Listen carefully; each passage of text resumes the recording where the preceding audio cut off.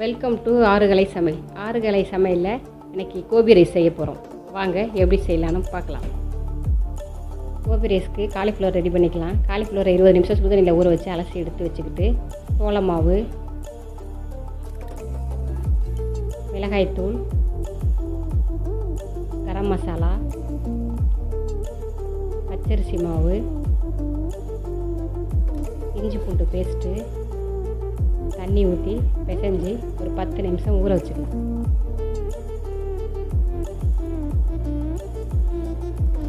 ஒரு வாணலி வச்சு எண்ணெய் ஊற்றி காலிஃப்ளவரை பொரிக்கிறதுக்கு காலிஃப்ளவரை ஒன்று ஒன்றா போட்டுக்கலாம். மொத்தமாக போட்டுறக்கூடாது. பொன்னிறமாக வந்தோடனே பொரித்து எடுத்துக்கலாம். முட்டை பொரிக்கிறதுக்கு ஒரு வாணலி வச்சு அதில் 2 முட்டையை உடச்சி ஊற்றிட்டு கொஞ்சம் உப்பு, கொஞ்சம் மிளகு ஜீரகத்தூள் போட்டுட்டு உடனே கிளறி விட்டணும், இல்லாட்டி ஆம்லேட் ஆயிரும். பொரிச்சு எடுத்து வச்சுக்கலாம். பாஸ்மதி ரைஸை 20 நிமிஷம் ஊற வச்சு நல்லா அலசி வச்சுருக்கேன். சுடு தண்ணி நல்லா கொதிக்க வச்சு அதில் போட்டலாம்.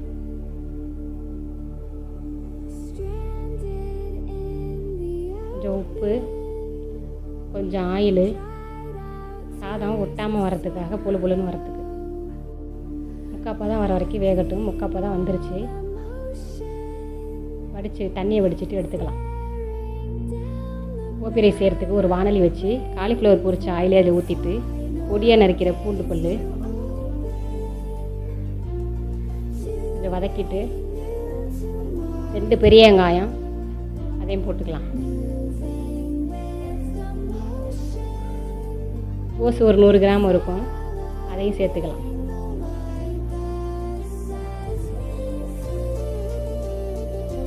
குடமிளகா கட் பண்ணி வச்சுருக்கேன், அதையும் ஆட் பண்ணிக்கலாம். காய்க்கெல்லாம் தண்ணி ஊற்ற வேண்டியதில்லை, எண்ணெயிலே வெந்துடும்.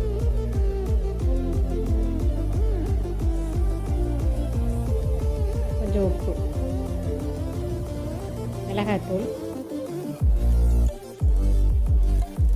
கரம் மசாலா,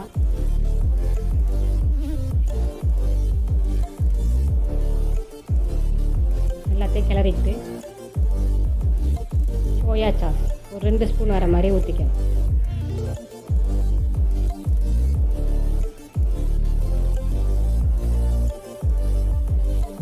சாதத்தை உதிரி உதிரியாக நல்லா வடித்து வச்சுருக்கேன். கொஞ்சம் கொஞ்சமாக அதில் சேர்த்துக்கலாம்.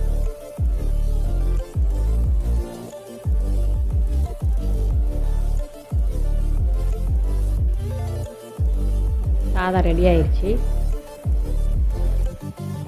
இப்போ நம்ம ஏற்கனவே பொரித்து வச்சுருக்க முட்டையும் காலிஃப்ளவரையும் சேர்த்து ஆட் பண்ணிக்கலாம். எல்லாத்தையும் ஆட் பண்ணிவிட்டு எல்லாத்தையும் ஒரு கிளறி விட்டுட்டு சாதம் ரெடி ஆயிடுச்சு. கோபி ரைஸ் ரெடி ஆயிடுச்சு. நீங்கள் செஞ்சு பாருங்கள். செஞ்சு பார்த்துட்டு சாப்பிட்டு பார்த்துட்டு சொல்லுங்கள்.